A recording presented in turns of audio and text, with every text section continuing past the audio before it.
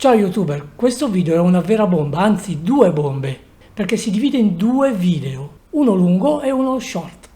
Ma la vera bomba è che i due video sono collegati tra loro come una specie di loop.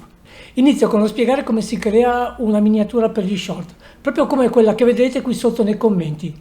Sì, ho detto bene, è possibile inserire un video di risposta nei commenti. Per poterlo vedere potete anche cliccare sulla miniatura delle schede finali, o se siete curiosi su questa scheda in alto a destra, tanto poi dallo short potete tranquillamente tornare a questo video, creare la miniatura per lo short. Questa è la parte tutto sommato facile.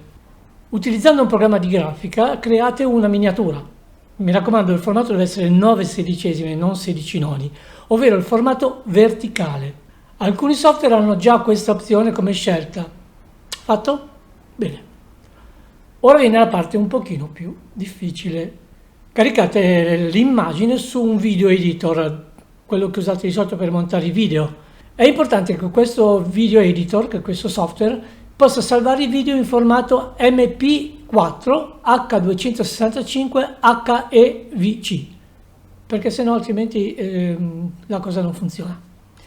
Create un video anche solo di un secondo. Ora dovete spostare il vostro video dal computer al cellulare. Io uso Google Drive per comodità, non ho voglia di attaccare e staccare i cavetti. Bene. Ora avete spostato il video che servirà da miniatura sul cellulare. Torniamo al nostro video lungo, che poi serve anche questo.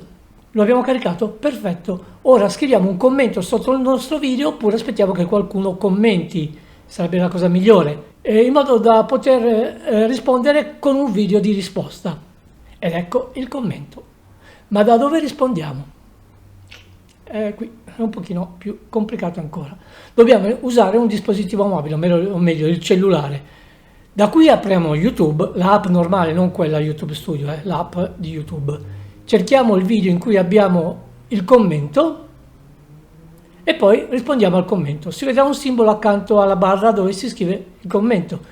Quando si apre la videocamera, in basso a sinistra, troverete un quadratino. Cliccateci e poi selezionate il video che avete scelto per la miniatura. Dopodiché registrate lo short.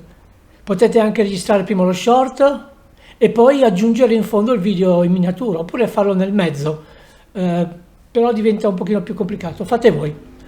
Spostate il testo del commento dello short dove vi sembra che sia meno fastidioso, poi cliccate su avanti e dove vedete la miniatura dello short che è stata scelta automaticamente, modificatela spostando con il dito su quella barra dove vedete tanti frame e mettetela su quella che volete scegliere come miniatura. Avete aggiunto una miniatura grafica al vostro short. Complimenti! Ma come colleghiamo i due video tra di loro? Per il video abbiamo già il collegamento iniziale grazie al fatto che è un video di risposta. Lo trovate qui sotto come risposta ad un commento, oppure potete anche inserirlo come scheda nelle schede finali. Vedete in fondo al video una scheda, cliccateci sopra. Ma come si collega lo short al video invece? Bene, tramite computer o tramite browser, se avete un cellulare, da app non funziona, ve lo dico subito, andate ad aprire YouTube Studio, aprite lo short e trovate la voce video correlato. Selezionate il video che volete correlare a questo short ed è fatta. Il link del video aprirà proprio sotto in basso sullo short. Non dimenticate la call to action, mi raccomando, dite di cliccare sul link al video lungo. E voilà, ecco tutto. Ah no, una cosa molto importante, mi dimenticavo. Iscrivetevi al canale. Ciao e buon YouTube a tutti.